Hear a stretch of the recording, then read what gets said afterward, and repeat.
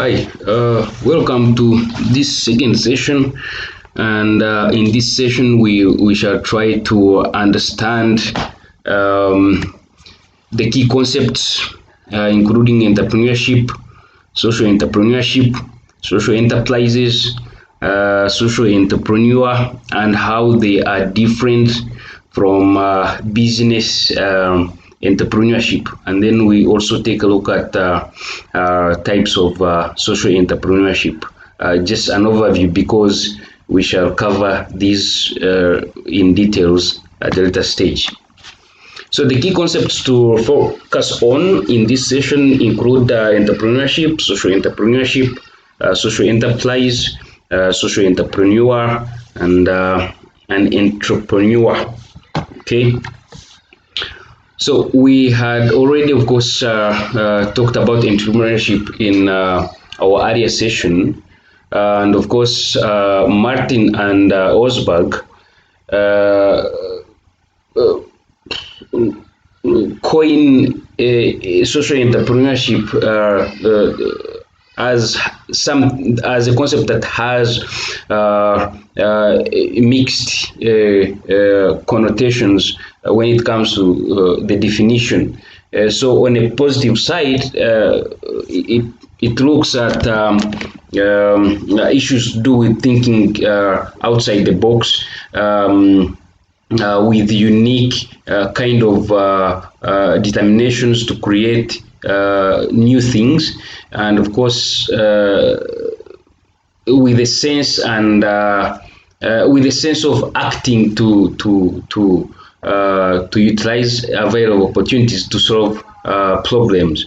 But of course, on the negative side, also it can be looked at as an ex post term because the activities require some kind of long-term engagement before the real impacts are realized. So even when you'll see that when you begin a business, it has to take some time for you to get clientele. It has to take some time for you to expand your business because you are aiming at gaining more profits to reinvest. So even that is pure business. But even for social enterprises, it's a matter of giving it time. You keep innovating, you reinvest, you innovate until you see that your impacts are truly sustainable and can be realized with the greater society. Okay. So some kind of contrasting definitions, but some commonalities in terms of course, in terms of characteristics. So Cow and Stevenson defining entrepreneurship as an attempt to create value through recognition of business opportunities.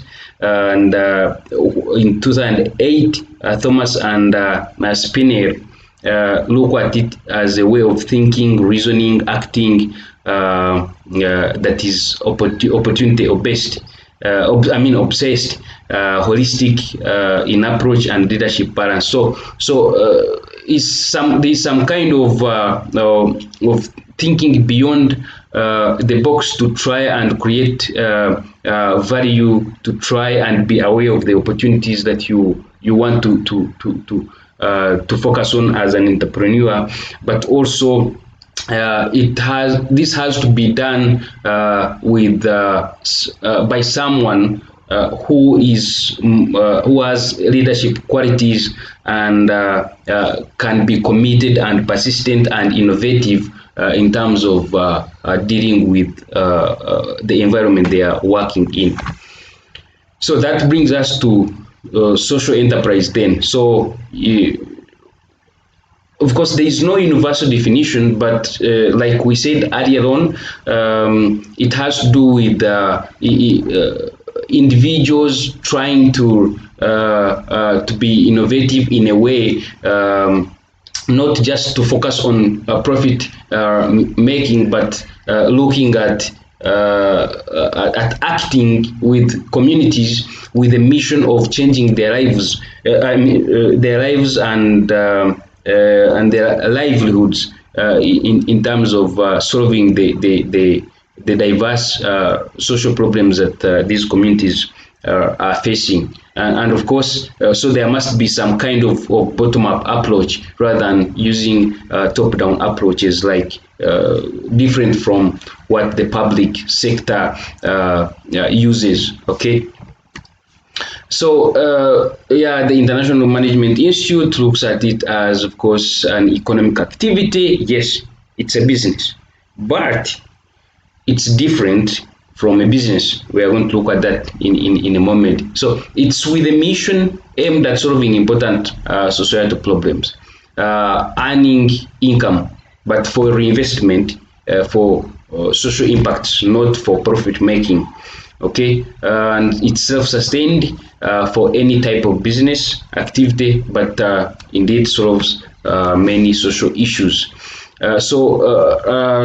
Yeah, Gandhi and Reina gives you this kind of analogy to simplify what social enterprises, what social entrepreneurship is according to different people. So you have those that find it as a traditional but non-for-profit, non-for-profit but income generating, and of course others looking at social enterprise that can lead to social enterprise. Others look at it as business cooperation plus social responsibility, and also driving it to socially responsible business. It's not just business to make profits, but focusing on solving social problems. So then, if we have entrepreneurship and we have social entrepreneurship, then what is a social enterprise? So a social enterprise, is an organization that attacks problems through a business format. So they use a business format, but not to make profit, but with rather a mission to create social change. Okay, so the organization is not aiming at making profit mainly. Okay, yes, some profits, I mean some kind of earnings must be made for purposes of sustaining the organization, but it's not for profit making, different from a typical traditional business. Because in a typical traditional business, the business entrepreneur in that case is focusing on this business enterprise to make profits, okay, for their expansion or for individualistic purposes and so on. Look at it from a capitalistic way. But in for a social enterprise, they are focusing on solving social problems that are affected, that are experienced by many people within societies. So it's an economic entity that is between a typical business and a non-profit organization. It's a civic organization because it has some kind of civic responsibilities towards communities. Of course, yes, the government is supposed to have those civic responsibilities, provide social services and so on. But where governments have failed, then these social enterprises come in to help give a hand in solving problems that the government is not indeed working on, or the government is working on them, and then they can work collaboratively with these social entrepreneurs to solve those problems. Or can be, of course, a commercial entity, but of course for public benefit. Okay, receives financial and non-financial support from from the community, and therefore can mobilize those resources to sustain itself, and it is fully dependent on its economic activity for sustenance. So it's a venture whose purpose is to change the world for a common good. A venture whose purpose is to change the world for a common good. Okay, so purpose could be provision of services, protect the environment or conserve the environment for that purpose, for that case, in order to help in solving issues with climate change. Or purpose is to empower community members and build their capacities to be better. And therefore, in that case, by providing services, by supporting these community members, they are able to reduce on inequalities, alleviate poverty, promote gender equality, and of course social justice for all marginalized groups and other groups that are at a disadvantage.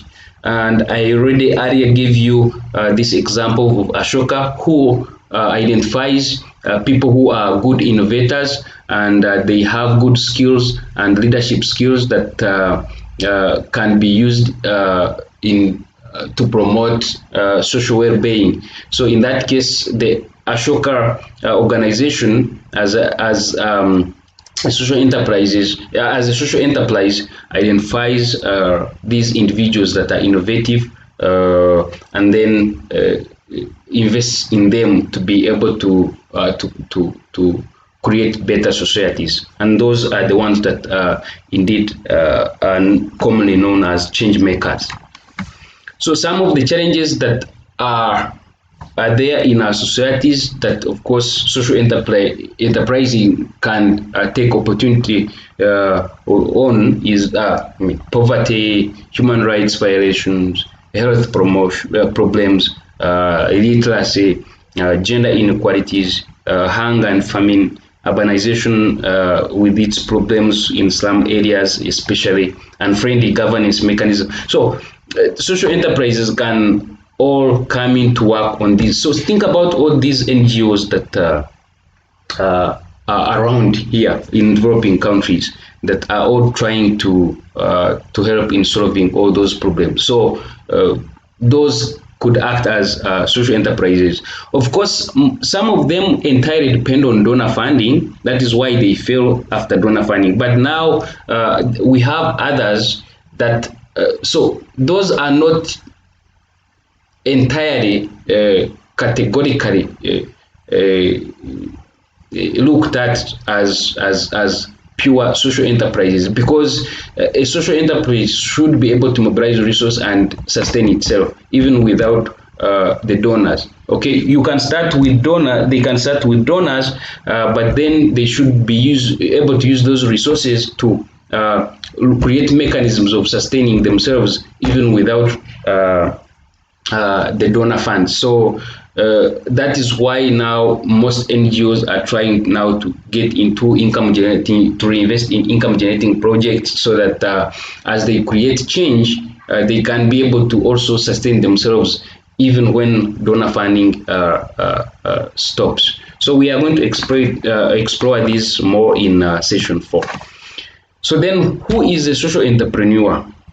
Any individual who is innovative with good leadership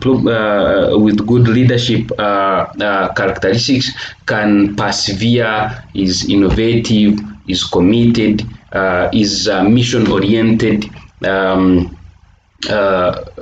can focus on the less privileged to be able to help them to gain better standards of living, and of course acts within an entity that is financially independent and can sustain itself. So that's a social entrepreneur. And an example here, we have Muhammad Yunus, who is the founder of the Grameen Bank. You can visit this link to take a look at how he started and how he was able to innovate. So the Grameen Bank was started to give small loans to poor people, especially poor people in rural areas, to be able to improve their lives and their economic health of their communities. So that's how it has been expanding globally and working well. It started in Bangladesh. So here you have some unique characteristics that define the differences between a social entrepreneur and a pure business entrepreneur. But you also have in the middle here some of the common characteristics. Yeah. So for a social entrepreneur, is mission oriented, emotionally charged, because is this entrepreneur is looking at how the community members are suffering, and therefore focusing on helping them to solve their problems. And then of course opinion leader, who also can rely on people's ideas. And that's why they use bottom-up approaches. Can be a manager, socially alert, visionary, therefore looking at how the community can be in the near future, and highly accountable to community stakeholders, which is different from the pure business entrepreneur. So this social entrepreneur is committed and dedicated and innovative enough to be able to identify social problems and create innovative ideas to solve them. And you have here a diverse list of definitions from different scholars, and you can take a look at each of them independently. But while they have the definitions are stated widely and independently, they have common characteristics, as you will be able to identify through these definitions. Okay. So an entrepreneur in this case is the other person who drives positive change within an existing organization or business.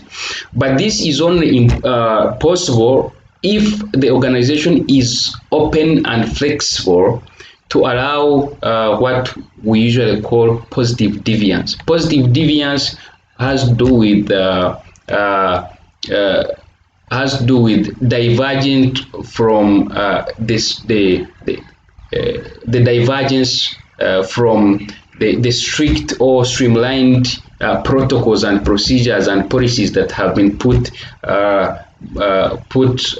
by the organization to be followed by employees or members of that particular organization. So any person who diverts from such protocols or procedures or policies then is practicing deviance.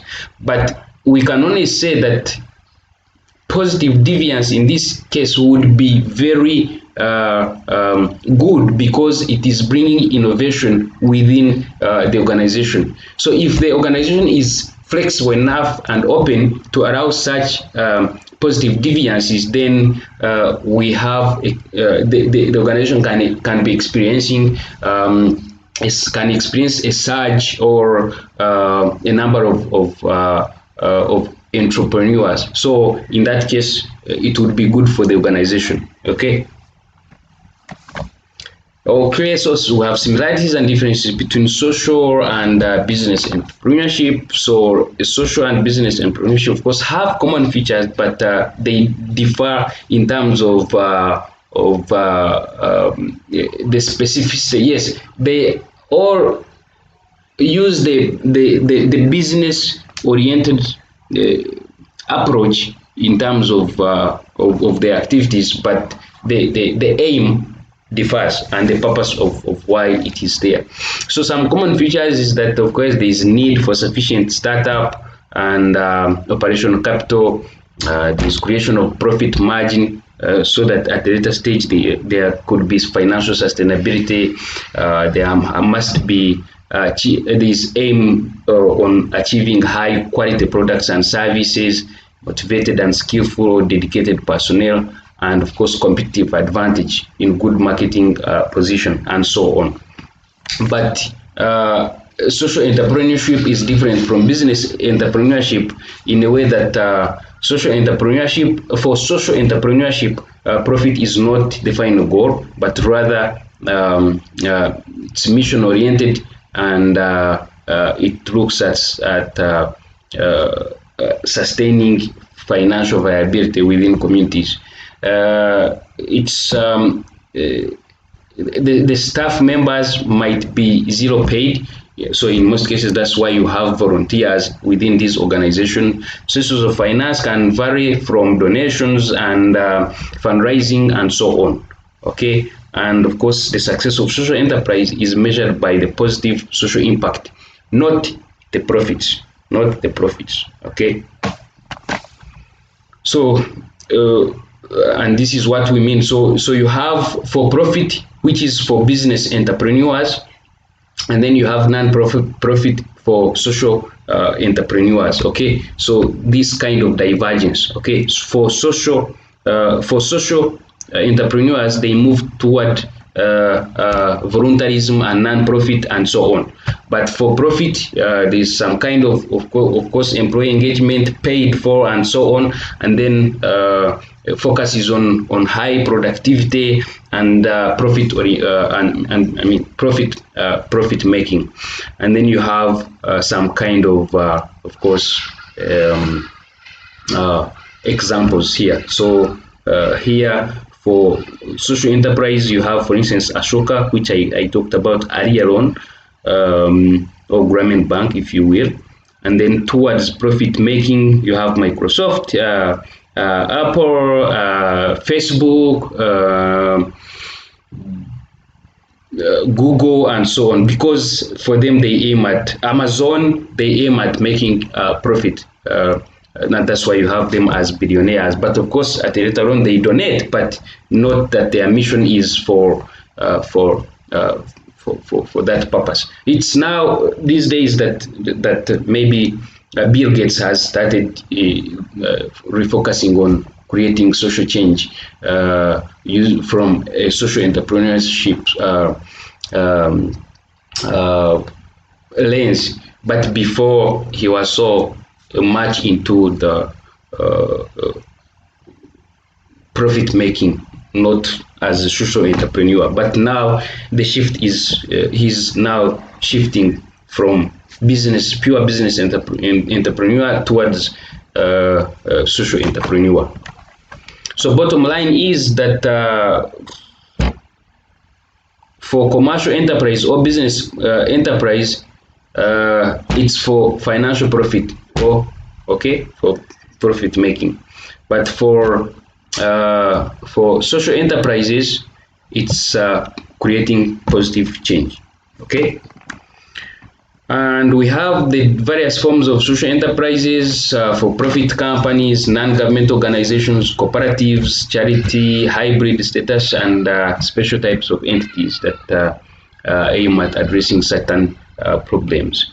We are going to look at this in another session, and we are going to expand on how these work.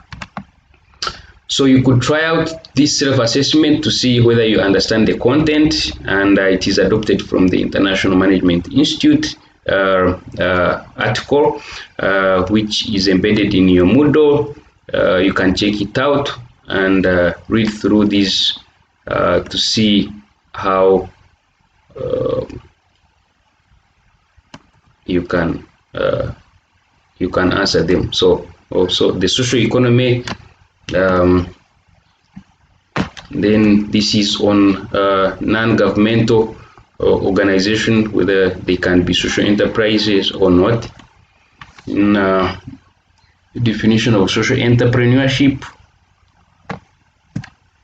whether corporation is an enterprise or not, and then some characteristics of social entrepreneurship.